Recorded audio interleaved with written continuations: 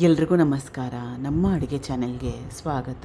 ಇವತ್ತಿನ ವಿಶೇಷ ರುಚಿಕರವಾಗಿರೋಂಥ ಹೆಸರು ಕಾಳಿನ ಪಲ್ಯದ ರೆಸಿಪಿ, ಹೆಸರು ಕಾಳಿನ ರಸ ಪಲ್ಯದ ರೆಸಿಪಿ. ಹೆಸರು ಕಾಳಿನ ಸಾರು ಅಂತ ಕರೆದ್ರೂ ಕೂಡ ತಪ್ಪಾಗೋದಿಲ್ಲ. ಚಪಾತಿ, ಅನ್ನ, ರಾಗಿ ಮುದ್ದೆ ಎಲ್ಲದ್ರ ಜೊತೆಲೂ, ದೋಸೆ ಜೊತೆಲಿ ಕೂಡ ಚೆನ್ನಾಗಿರುತ್ತೆ. ಟ್ರೈ ಮಾಡಿ ನೋಡಿ ಒಂದು ಸಲ. ಮೊದಲನೇ ಸ್ಟೆಪ್ಪಲ್ಲಿ ಬಾಣಲೆ ಇಟ್ಕೊಂಡಿದ್ದೀನಿ.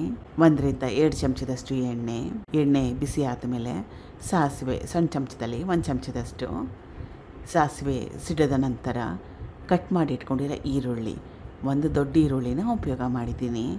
ಕರಿಬೇವಿನ ಎಲೆಗಳು ಸುಮಾರು 7-8 ಈರುಳ್ಳಿ ಹಾಕೊಂಡ್ಮೇಲೆ ಕಲಿಸ್ಕೊಂಡು ಈರುಳ್ಳಿಲಿರೋ ಹಸಿ ವಾಸನೆ ಹೋಗಬೇಕು. ಈರುಳ್ಳಿ ಸ್ವಲ್ಪ ಹೊಂಬಣ್ಣ ಬರಬೇಕು, ಅಲ್ಲಿವರೆಗೂ ಬೇಯಿಸ್ಕೋಬೇಕು. ಮೀಡಿಯಮ್ ಫ್ಲೇಮ್ನಲ್ಲಿ 2-3 ನಿಮಿಷ ಬೇಯಿಸ್ಕೊಂಡ್ರೆ ಸಾಕಾಗುತ್ತೆ. ಈಗ ಈರುಳ್ಳಿಯಲ್ಲಿರೋ ಹಸಿ ವಾಸನೆ ಹೋಗಿದೆ, ಹೊಂಬಣ್ಣ ಬಂದಿದೆ. ಟೊಮೆಟೊ ಸೇರಿಸ್ಕೊಳ್ತಾ ಇದ್ದೀನಿ. 1/4 kg ಟೊಮೆಟೊನ ಉಪಯೋಗ ಮಾಡ್ತಾಯಿದ್ದೀನಿ.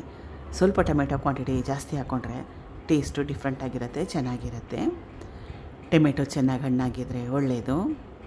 ರುಚಿಗೆ ತಕ್ಕಷ್ಟು ಉಪ್ಪನ್ನ ಹಾಕ್ಕೊಳ್ತಾ ಇದ್ದೀನಿ. ಇವಾಗಲೇ ಉಪ್ಪನ್ನ ಹಾಕ್ಕೊಂಬಿಟ್ರೆ ಟೊಮೆಟೊ ಕೂಡ ಬೇಗನೆ ಬೆಂದೋಗುತ್ತೆ.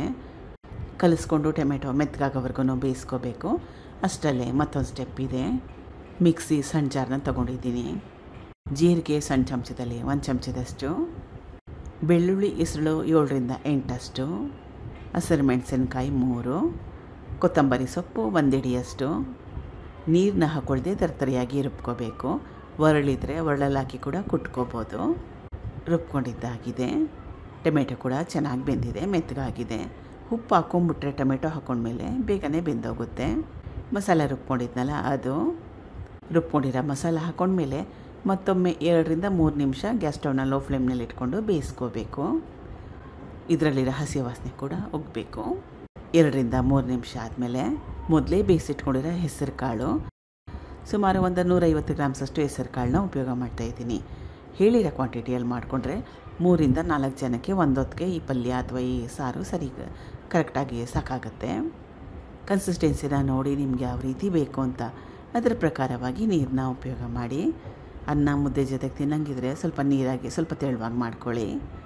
ಚಪಾತಿ, ದೋಸೆ, ಅಕ್ಕಿ ರೊಟ್ಟಿ ಇದ್ರ ಜೊತೆಗೆಲ್ಲ ತಿನ್ನಂಗಿದ್ರೆ ಗಟ್ಟಿ ಮಾಡಿಕೊಂಡ್ರು ಕೂಡ ಚೆನ್ನಾಗಿರುತ್ತೆ. ಮತ್ತೊಮ್ಮೆ 1 ಕುದಿ ಬಂದರೆ ಸಾಕು. ಈಗ ರುಚಿಕರವಾಗಿರೋಂಥ ಹೆಸರು ಕಾಳಿನ ರಸ ಪಲ್ಯ ರೆಡಿಯಾಗಿದೆ. ಸಖತ್ ಟೇಸ್ಟಿಯಾಗಿರುತ್ತೆ, ರುಚಿಕರ, ಆರೋಗ್ಯಕರ ಕೂಡ. ಟ್ರೈ ಮಾಡಿ. Thank you for watching. ಧನ್ಯವಾದಗಳು.